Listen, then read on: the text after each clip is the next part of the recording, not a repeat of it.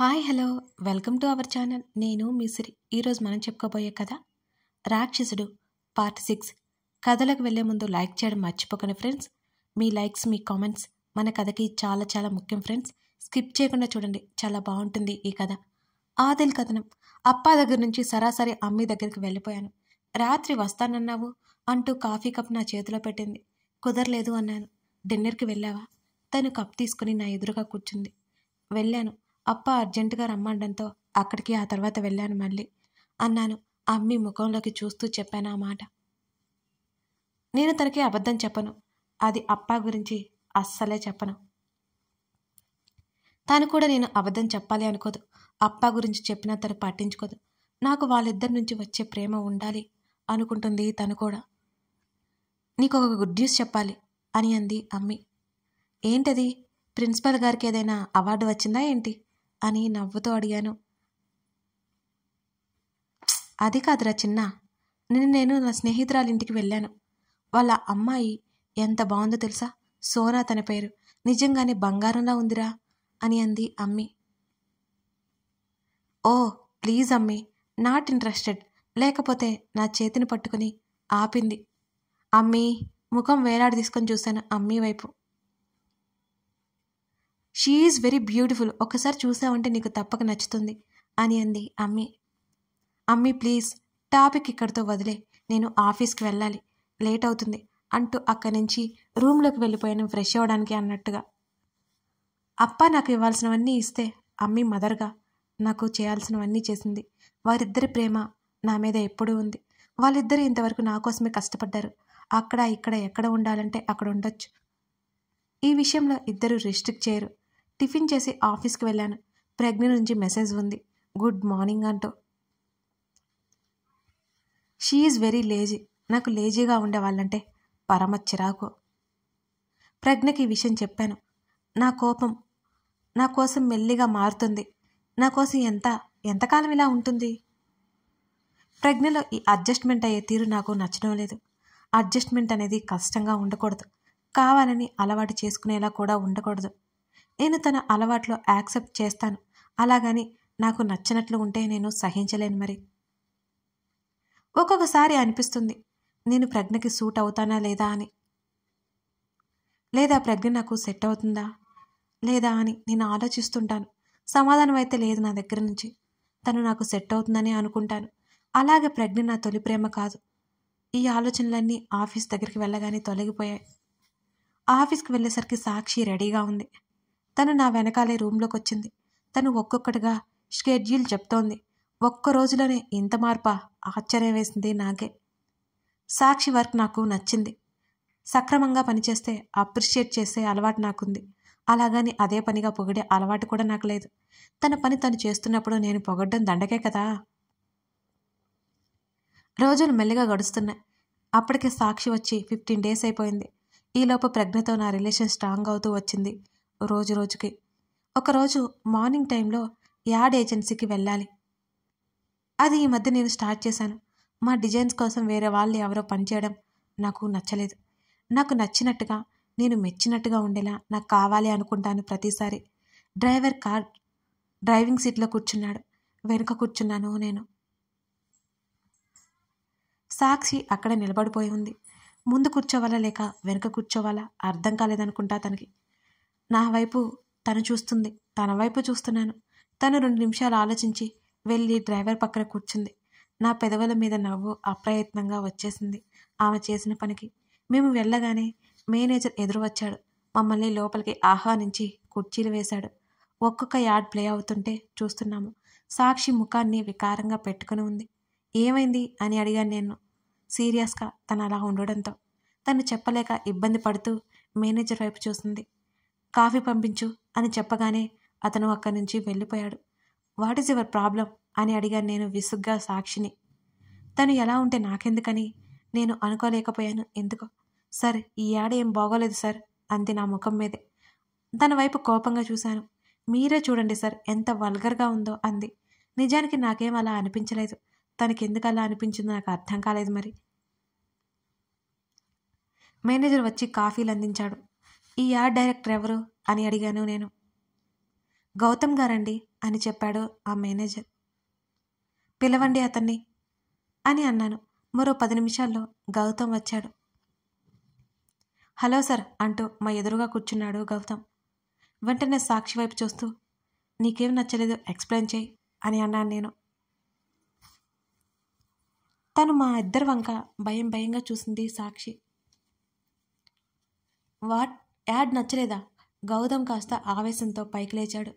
అక్కడ నేను ఉన్నా సరే అతడు అలా రియాక్ట్ అవ్వడం నాకేం మాత్రం నచ్చలేదు. మిస్టర్ గౌతమ్ నేను సీరియస్గా పిలవడంతో కాస్త తగ్గి సారీ సార్ అంటూ కుర్చీలో కూలబడ్డాడు గౌతమ్. గౌతమ్కి ఈ వర్క్లో 5 years ఎక్స్పీరియన్స్ ఉంది. అతడు యాడ్ డిజైన్ చేశాడంటే దానికి తిరుగులేదు. అందుకే నేను అతన్ని అపాయింట్ చేసుకున్నాను. గౌతమ్ సాక్షి వైపు సీరియస్గా చూడడం నాకు తెలుస్తూనే ఉంది. నేను సాక్షి సమాధానం కోసం ఎదురు చూశాను. తను నా వైపే టెన్షన్గా చూస్తోంది. తనకు ధైర్యం చెప్పినట్టు కళ్ళార్పాను నేను. అసలు ఇదంతా ఏంటి? నేను ఒక ఎంప్లాయీ, అంతేకాక నాకు పిఏ. తన మాటలకి వాల్యూ ఇవ్వడం ఏంటి? నాకే విచిత్రంగా అనిపించింది. తన వెంటనే నన్నే చూస్తూ చేంజెస్ ఏంటో చెప్పింది. తను చెప్పిన పాయింట్ నాకు కరెక్ట్ అనిపించింది. నేను ఇలా ఎందుకు ఆలోచించలేకపోయాను? మేబీ లేడీస్ గురించి లేడీస్కే బాగా తెలుస్తుందేమో అని నాకు అనిపించింది. తను చెప్పింది గౌతమ్ పళ్ళు నూరుకుంటూ చూస్తున్నాడు సాక్షి వంక. సాక్షి బయట వెయిట్ చేయి, నేను వస్తున్నాను అనగానే తను అక్కడి నుంచి వెళ్ళిపోయింది. గౌతమ్ విన్నావు కదా, అప్పటి నుంచి కాస్త క్రియేటివ్గా ఆలోచించు అనగానే గౌతమ్ ముఖంలో నెత్తిడి చుక్కలేదు. మీ వర్క్ బాగుంది గౌతమ్, ఇంకా బాగా చేయగలవు అని అతను భుజం తట్టి బయటికి వచ్చేశాను నేను. ఒక వ్యక్తి పట్ల పొరపాటు చూపించామంటే అది మన ఎంప్లాయీని. అది ఎలా ఉండాలంటే పొరపాటు ఎత్తి చూపించాలి, అలాగే భుజం తట్టి రావాలి కూడా. ఎంప్లాయీస్ మన నుంచి పక్కకు వెళ్ళిపోకూడదు అని అనుకుంటాను నేను. ఇప్పుడు సాక్షి కథనం. నాకైతే ఈ ఆఫీస్ బాగా నచ్చింది. మా బాస్ రాక్షసుడేమో అనుకున్నా, పర్వాలేదు కాస్త మంచివాడే. ఎప్పుడు ముఖాన్ని సీరియస్గా పెట్టుకోవడం తప్ప ఇంకోటి రాదు ఇతగానికి. అయినా సరే వెరీ టాలెంటెడ్ పర్సన్ అని నాకు అర్థమైంది. అతని పేరు విచిత్రంగా ఉంది. ఆదిత్య అని విన్నాను కానీ ఆదిలేంటి నేను ఇప్పుడే వింటున్నాను అతని పేరు. చూడడానికి కూడా బాగానే ఉంటాడు, నిజంగా బాగుంటాడు అనుకోండి. అయితే ఆల్రెడీ ప్రజ్ఞ కర్చీఫ్ వేసింది కాబట్టి మనకు ఆ ఛాన్స్ లేదు.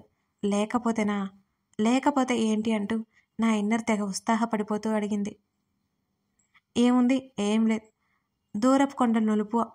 ఈయన డబ్బున్న వాళ్ళు కూడా అంతే, వాళ్ళు బయటికి అనిపించేలా లోపల ఉండరు అని అనుకున్నాను నేను. నేను చెప్పిన సామెతకి ఈ మ్యాటర్కి ఏమైనా లింక్ ఉందా ఏమో నాకే తెలియదు. ఒకరోజు మేమిద్దరం కలిసి యాడ్ ఏజెన్సీకి వెళ్ళాం. కారులో వెళ్ళేటప్పుడు డ్రైవర్ పక్కన కూర్చున్నాను. అప్పుడప్పుడు మిర్రర్ల నుంచి అతన్నే గమనిస్తున్నాను నేను. ఆ కళ్ళున్నాయే బాబోయ్, ఈ తేనె కళ్ళు మనుషుల్ని అట్రాక్ట్ చేస్తాయనుకుంటా. అంతేకాదు తేనె కళ్ళు ఉన్న వాళ్ళంటే నాకు భయం కూడా. అదెందుకో నాకు కూడా తెలియదు. రెడీ అయిపోయి యాడ్ మాకు చూపించారు. అది స్క్రీన్ మీద ప్లే అవుతుంటే నాకైతే కడుపులో తిప్పింది. ఒక అమ్మాయి మినీ డ్రెస్ వేసుకుని అందరిలో వెళ్తుంది. ఆమె ఎంతో అందంగా ఉంది. ఆమె డ్రెస్ ఆమె శరీర అవయవాలు కనిపించేలా ఉంది. రోడ్డు మీద వెళ్ళే ఒక అతను ఆమెను చూసి ఫ్లాట్ అయిపోయి ఒక గులాబీ పువ్వు తెచ్చి ఆమెకి ప్రపోజ్ చేశాడు. ఆమె మత్తుగా నవ్వి అతన్ని హత్తుకుంది. వాళ్ళిద్దరూ ఒకరినొకరు మూతులు నక్కుంటున్నారు. అది చూసి చాలామంది అబ్బాయిలు అమ్మాయిలు కుళ్ళుకుంటున్నారు. ఇది చూడగానే నాకొక్కసారిగా కక్కొచ్చిన ఫీలింగ్ కలిగింది. చిచి, ఇదేం యాడ్ అనిపించింది. అక్కడ యాడ్ మెయిన్ కాన్సెప్ట్ ఏంటంటే ఆ డ్రెస్ చూసి అతను ఫ్లాట్ అయిపోయాడు, ప్రపోజ్ చేశాడు, అదన్నమాట. అది చూసిన బుద్ధి ఉన్నవాడు ఎవరికైనా ఇది నచ్చుతుందా? చిచి, ఆ యాడ్ చూస్తారు, ఆ అమ్మాయి కోసం చూస్తారేమో, ఆ డ్రెస్ కోసం అయితే కాదని నాకు అనిపించింది. అది చూడగానే నాకు ఒక అద్భుతమైన ఐడియా తట్టింది. బట్టలు వేసుకోవడం ఎవరికి నష్టం, ఎవరికి ఇష్టం వాళ్ళది. అలాంటి బట్టలు మ్యాక్సిమం ఎక్కువ మంది అందరిలోకి వేసుకుని వెళ్ళాలని కూడా నాకు అనిపించింది. పడుచుపిల్ల నుంచి పెళ్ళైన వాళ్ళ వరకు మోడ్రన్ డ్రెస్సులు వేసుకోవాలనిపిస్తుంది, కానీ బయటకు వేసుకుని వెళ్ళాలి అనిపించదు కొందరికి. అలాంటి డ్రెస్సులు కొంటే ఇంట్లో వారు ఏమాత్రం ఒప్పుకోరు కూడా, ముఖ్యంగా భర్త ఒప్పుకోడు నాకు అనిపించింది. అప్పుడే నాకు ఒక ఐడియా వచ్చింది. భర్త భార్య కోసం డ్రెస్ గిఫ్ట్ చేయడం, అది చూసి భార్య సంతోషపడిపోవడం, ఆ తర్వాత బ్లర్ అన్నమాట. అండ్ ఇంకొకటి కూడా నాకు అనిపించింది.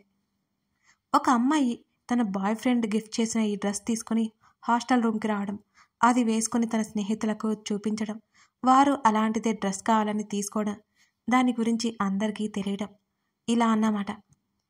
ఇలా కూడా యాడ్స్ ఉంటే బాగుంటాయి కదా, ఏమవుతుంది? అలా అయితే ఎవరికి వల్గర్గా అనిపించదు కదా. అదే విషయం నేను చెప్పగానే ఆదిల్ గారి ముఖంలో అంగీకారం, మెచ్చుకొల్తాను నేను చూశాను. నాకైతే ఎంత సంతోషం వేసిందో ఆ సమయంలో. నిజానికి నాకైతే ఏమాత్రం అనుభవం లేదు ఈ రంగంలో. నాకు అనిపించింది చెప్పాను. ఆయనకు నచ్చడం నాకైతే పిచ్చ హ్యాపీగా అనిపించింది. బయట చైర్లో కూర్చుని బ్యాగ్లో ఉన్న చాక్లెట్ తింటున్నాను నేను. ఆలోచనలో ఉన్న నాకు ఎదురుగా ఆదిల్కి నిలబడగానే చేతిలో ఉన్న చాక్లెట్ జారిపోతుంటే అది టక్కున పట్టేసుకున్నాడు. ఉలిక్కిపడి లేచాను నేను. అది నా చేతికి అందించాడు ఆదిల్. అతను ముందుకు నడిచాడు, అదే సీరియస్ ముఖం వేసుకొని. అతని వెనక నడుస్తున్నాను నేను. బాబాయ్, ఇంత ఎత్తున్నాడేంటి, ఎలా పెరుగుతారు ఇలా అనుకున్నాను. ఇద్దరం అక్కడి నుంచి మళ్ళీ మా ఆఫీస్కి బయలుదేరాం. నాకు ఆఫీస్లో ఫ్రెండ్స్ కూడా ఉన్నారు. వాళ్ళతో ఎక్కువ మాట్లాడడం కుదరకపోయినా క్యాంటీన్లో మాత్రం పిచ్చి పిచ్చిగా మాట్లాడుతున్నాను నేను సార్ వెళ్ళాక వెనకే వెళ్తుంటే క్యాంటీన్కి రమ్మని సైగ చేశారు. 1/2 అవర్ అని పెదవులు కలిపి ఆయన గదిలోకి వెళ్ళాను. ఆ ఫైల్స్ అన్ని జాగ్రత్తగా సర్దాను. సార్, నా పిలుపుకి తల ఎత్తి చూశాడు Adil. Little Rosie herbal company డైరెక్టర్స్తో లంచ్ ఉంది సార్ అంటూ ఒకవైపు ఫైల్ సర్దుతూనే కళ్ళెత్తి అతన్నే చూస్తూ చెప్పాను. ఇంకా టైం ఉంది కదా, మెనూ ప్రిపేర్ చేయి అని అన్నాడు. తను చెప్తుంటే లిస్ట్ రాసుకున్నాను. అతను ఎందుకో నన్నే చూస్తూ తెగ ఆలోచిస్తూ చెప్పాడు ఆ మాటలన్నీ. నేను అక్కడి నుంచి బయటకు వచ్చాను. వెంటనే పని పడ్డంతో క్యాంటీన్కి రాలేనని మెసేజ్ చేసి ఆ ఏర్పాట్లు చేయడంలో మునిగిపోయాను నేను. ఇప్పుడు ఆదిల్ కథనం. ఈ మధ్య సాక్షితో ఎక్కువగా ఉండడం వల్లేమో ఈమె ఆలోచనలు విపరీతంగా వస్తున్నాయి నాకు. ఎందుకో తెలియదు. లిటిల్ రోజీ హెర్బల్ కంపెనీ వాళ్ళతో లంచ్ ఉందని చెప్తూ తను కళ్ళు మాత్రమే ఎత్తి అలా చూస్తూ చెప్తుంటే తన కళ్ళలోకి చూస్తుండిపోతున్నాను నేను. అలా ఉన్నాయన్నమాట. ఇంకా పాతకాలం అమ్మాయిలా పెన్ పెట్టి కావలసినవన్నీ నోట్ చేసుకుంటూ పెన్ మూత కొరుకుతూ అలా చూస్తూ ఉంటే పెదవుల మధ్య దాన్ని నలిపేస్తూ ఆలోచిస్తూ నోట్ చేసుకుంటున్న దాన్ని చూడగానే ఏదో ఫీలింగ్ కలిగింది నాలో. అంతలోనే నాకేమనిపించిందో అర్థమై ఉలిక్కిపడి తన్ని పంపించేశాను అక్కడి నుంచి నేను. అనవసరంగా ఈ అమ్మాయిని పియ్యగా పెట్టుకున్నానా ఏంటి? లాస్ట్ టైం లాగా ఒక అతన్ని పెట్టుకోవాల్సింది. అంతా కార్తిక్ గాడి వల్లే అనుకున్నాను నేను. లంచ్ ఏర్పాట్లన్నీ సాక్షి చాలా బాగా చూసింది. నేను లంచ్ చేసి అలా కారిడార్లోకి వచ్చాను. అక్కడ బాల్కనీ నుంచి చూస్తే క్యాంటీన్ స్పష్టంగా కనబడుతుంది. అక్కడ సాక్షి కనిపించింది. పక్కన వాళ్ళతో మాట్లాడుతూ ఫుడ్ షేర్ చేసుకుంటూ తింటోంది తను. ఆ అమ్మాయి వచ్చి నెలైనా అవ్వలేదు, అప్పుడే ఇంతలా ఎలా కలిసిపోయింది? కొత్త వాళ్ళతో మాట్లాడుతుంది ఎలా? ఆశ్చర్యంగా చూశాను నేను. నాకు ఏదైనా మాట్లాడేయాలి అంటే పని ఉంటే తప్ప ఎవరితో మాట్లాడాలి అని అనిపించదు. కానీ సాక్షి అలా కాదు. అందులోనూ అందరూ అమ్మాయి తన టీం లీడర్లా ఫీల్ అయిపోతూ ఆమె అటెన్షన్ కోసం చూస్తున్నారు. ఎక్కువసేపు అక్కడ ఉండలేదు నేను. వచ్చేశాను నా క్యాబిన్లోకి. వెళ్తుండగా ఆమె క్యాబిన్ వైపు నా చూపు పడింది. తను వచ్చే వరకు రైలింగ్కి ఆనుకుని ఫోన్ చెక్ చేసుకుంటున్నాను నేను. నాకు ఏవో సన్నగా మాటలు వినబడుతున్నాయి. ఏంటవి? నా భోజనం అయిపోయింది కార్తీక్ గారు, అయినా మీరేంటి నిన్న ఆఫీస్కి రాలేదు, ఒంట్లో బాలేదా అంటున్న సాక్షి మాటలు వినబడుతున్నాయి నాకు. కార్తీక్తో అమ్మాయి అంత క్లోజ్గా మాట్లాడుతుందా? నేను షాక్ అయ్యాను. సమ్ హెల్త్ ఇష్యూస్ అంటున్న కార్తీక్ గొంతు వినిపించింది. అయ్యో అవునా, ఎలా ఉంది ఇప్పుడు మీకు అంటూ ప్రాబ్లం ఏంటో కనుక్కొని ఏవేవో చిట్కాలు చెబుతోంది సాక్షి. కార్తీక్ నవ్వుతూ మాట్లాడుతూ ఆమె మాటలు వింటున్నాడు. సాయంత్రం కలుస్తానండి, టైం అయిపోతుంది అంటూ సాక్షి అనగానే ఓకే అండ్ గుడ్ లక్ అనేసి కార్తీక్ కూడా వెళ్ళిపోయాడు. తను నా వైపు వస్తుంది. హుషారుగా వస్తున్న తను నన్ను చూసి టక్కున అక్కడే ఆగిపోయింది. కథ కొనసాగుతోంది. ఇలా సాక్షి ఆదిల్ ప్రయాణం మొదలైంది. మరి వీళ్ళ ప్రయాణం ప్రేమగా చిగురుస్తుందా, లేక ఆదిల్ ప్రజ్ఞని పెళ్లి చేసుకుంటాడా అసలు ఏం జరిగిందో చూడాలి అంటే ముందు ముందు పార్ట్స్ మీరు చూడాల్సిందే. కథ నచ్చితే లైక్ చేసి కామెంట్ చేయండి. ఇంతకీ ఎలా ఉందో చెప్పడం మర్చిపోకండి ఫ్రెండ్స్.